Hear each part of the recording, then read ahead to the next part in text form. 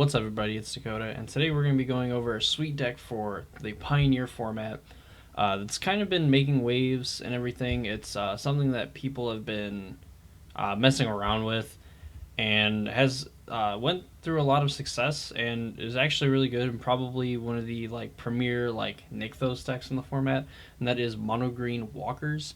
So essentially, Mono Green Walkers is what the Mono Green Devotion decks have sort of become, where you get to play like Burning Tree Emissary, which obviously is essentially a free 2/2 that gives you two Devotion to Green, and again replaces itself, or at least the mana that you get from it. Gets to play 8 mana dorks in Elvish Mystic and Llanowar Elves for obviously turn 1 acceleration, also adding your Devotion to Green. And you get to essentially play a bunch of like value cards. The main ones being like Walking Ballista is just really powerful. Voracious Hydra can be super huge, or just kill something and while also being huge. Karn the Great Creator, Vivian Arcbow Ranger, Nissa who shakes the world are really like your big payoffs for being in mono green.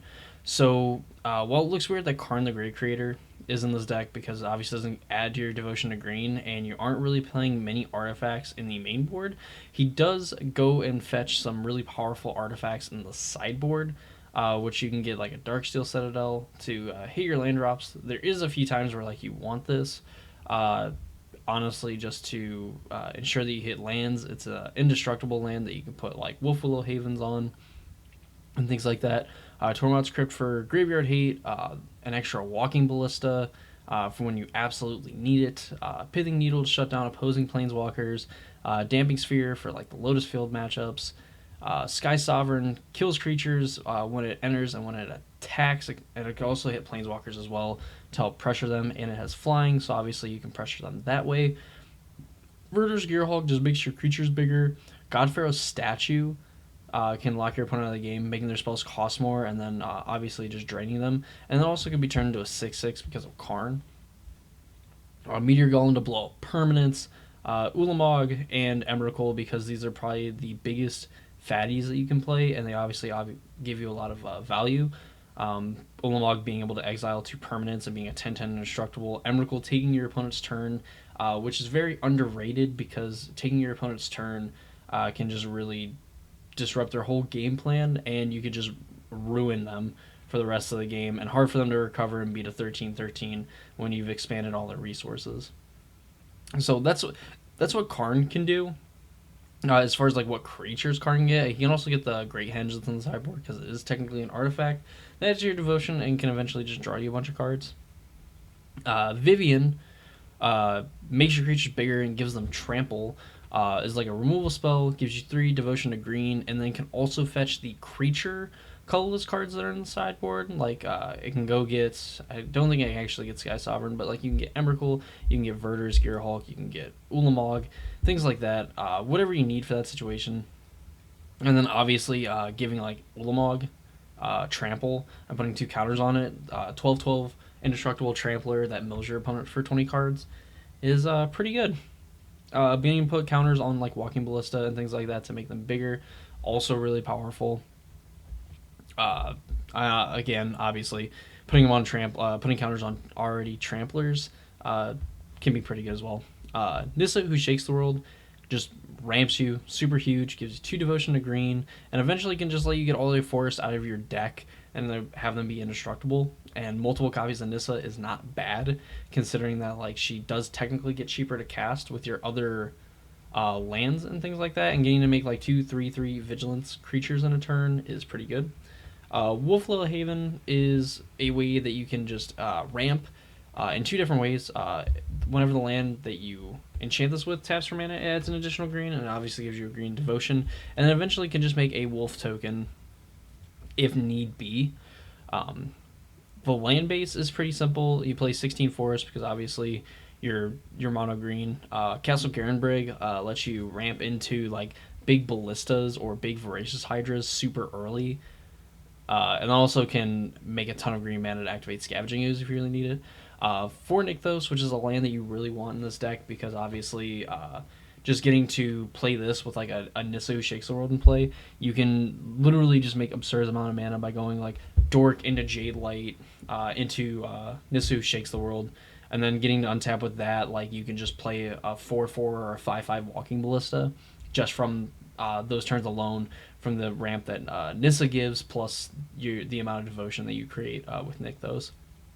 Already went over the sideboard. A lot of the sideboard is just like, this is how we deal with threats and things like that.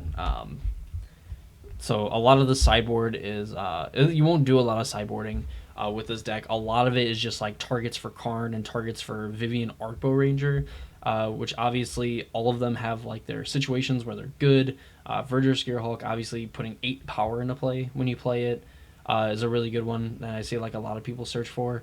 Problem permanents, you just go get a Meteor Golem. Ulamog, Emrakul are definitely big ways to finish the game and can go way bigger than what your opponent's doing. Additional copies of Walking Ballista, because getting to just ping your opponent and then also having a mana sink too is really good. And then of course you have like your random like hosers in here. The only card that you really can't search for is this Heaven to Earth, which kills each creature with flying, or deals X damage to each creature with flying, and then each creature without flying. And a lot of the times this will end up killing your dorks and things like that, but it leaves your planeswalkers around, and it leaves your sometimes your a lot bigger threats still around. So all in all, really good sideboard card. Also, you're not just stuck not being able to cast the Heaven part of this, because it's to each creature with flying instead of a target creature, which is really good if you just need to get it in the graveyard. And that's it for Mono Green Walkers in Pioneer. Again, a new deck that I'm not going to say came out of nowhere, but people just like smash Karn and Vivian in the same deck. And I've seen a lot of people have success with this. It's a lot of fun. It does have game against the Inverter decks, the Lotus Field decks, and Mono White Devotion.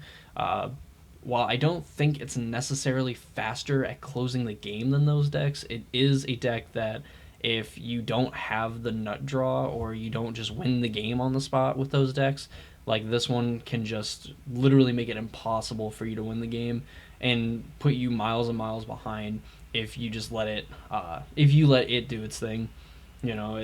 And crazy enough to think that like if you interact with this deck, it still has ways to go over the top, and if you don't interact with this deck, it's going to run you over. If you not interacting with it also means you're not winning the game on the spot. So that is going to do it for Mono Green Walkers and Pioneer. I appreciate you guys stopping and watching the video. Feel free to give this deck a try. I think it's really good to be playing, and definitely, while not price friendly, if you definitely have like some Nykthos and some of these Planeswalkers laying around, the deck is fairly cheap to put together. Make sure to leave a like on the video if you enjoyed it. Subscribe for more Pioneer, Modern, Standard deck techs, as well as some other new things that are going to be coming to the channel later this week. Some stuff I'm going to try out, so hopefully that goes well and whatnot. Appreciate y'all watching. Hope you enjoyed the video.